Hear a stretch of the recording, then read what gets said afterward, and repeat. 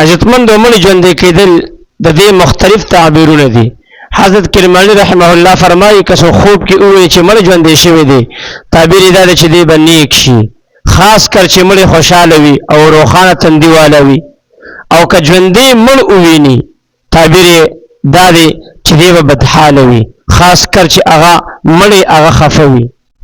او که څوک خپل مړ پلار ژوندې وویني چې پلار مې ژوندې شوی دی او خوشحاله او روخانه وویني او په پاکو جامو کې وویني نو تعبیر دا دی چې دته به الله پاک دولت ورکوي، مال او دولت په الله پاک دته ورکوي او کار به جوړیږي.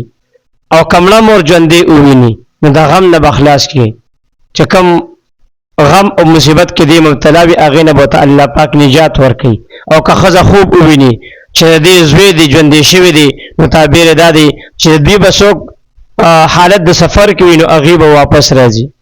او که وګوري چې پردې مړی را ژوندې شوی دی تعبیر یې د هغه مړي د خپلوانو حال به ښه وي، د هغه مړي چې کوم وارثان دي کوم خپلوان دي هغې به نیک وي. او که وګوري چې ژوندې مړ شوی دی تعبیر یې دا دی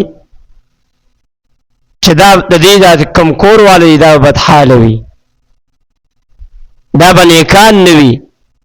او که څوک خوب وویني چې مړی را ژوندی کړی دی نو تعبیر یې دا دی چې کافر به د ده په لاس باندې مسلمانېږي او اسلام به راوړي.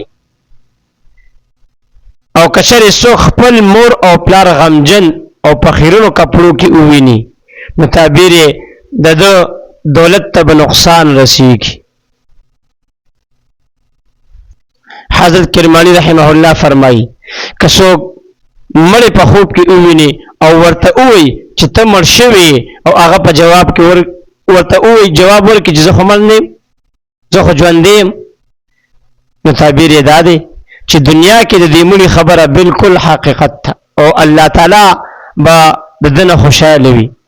دا الله تعالی قول دی ولا تحسبن الذين قتلوا في سبيل الله امواتا بل احياء عند ربهم يرزقون. کوم خلک چې د الله په لار کې قتل شوي دي هغوی مړه مه حسابوي بلکې هغوی د خپل رب په نسبت باندې ژوندي او رزق ورته ورکولی شي. او هغه څه چې الله تعالی په خپل فضل سره ورکړي دي په هغې باندې خوشحاله دي. نو دا آیت د دې خبرې دلیل دی چې دې مړي چې ویلي دي هغه بالکل رښتیا دي. حضرت امام جعفر صادق رحمه الله فرمایي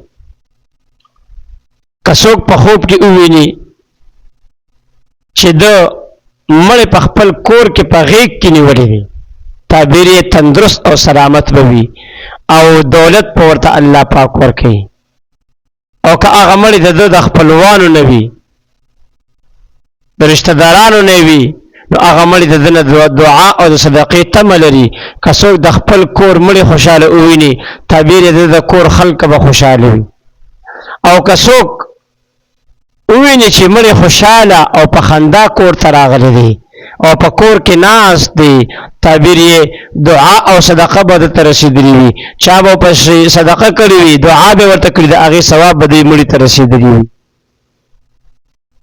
او که څوک خوب کې وویني چې مړی د ده کور والو نه په ده باندې ور ټوپ کړي دي او مناظره ورسره کړې ده او یا یې ورنه مخ چې کوم دی اړولی دي مخې ته اړولی دي تعبیر یې هغه مړی به وصیت کړي وي او هغه به چا پځې کړی نه وي هغه وصیت باندې به د وارثانو عمل نه وي کړی. او که څوک وویني چې مړی په خندا او په خوشحالۍ د ده خوا ته را نږدې شوی دی تعبیر یې دعا او صدقه به ورته رسېدلي وي. او که چېرې د دې خلاف یې وویني نو تعبیر یې د دې د مړي په حق کې به کوتاهي کړې وي. او که وګورئ چې مړی ورسره نیکې خبرې کوي نو تعبیر یې دا دی چې د ده حال به نیک شي دې به نیک عمله شي. او که خبرې ورسره بدې بدې کړي دي بدې خبرې ورسره کړي دي او یا یې ورته وصیت کړي وي تعبیر یې بد دی. که چېرې مړي ورسره د علم او د پوهې خبرې کړي وي یا ورته نصیحت کړي وي تعبیر یې خیر او د دین او د اصلاح او د دیندارۍ به وي د خوب لیدونکي دا خوب لیدونکي دا به دیندار وي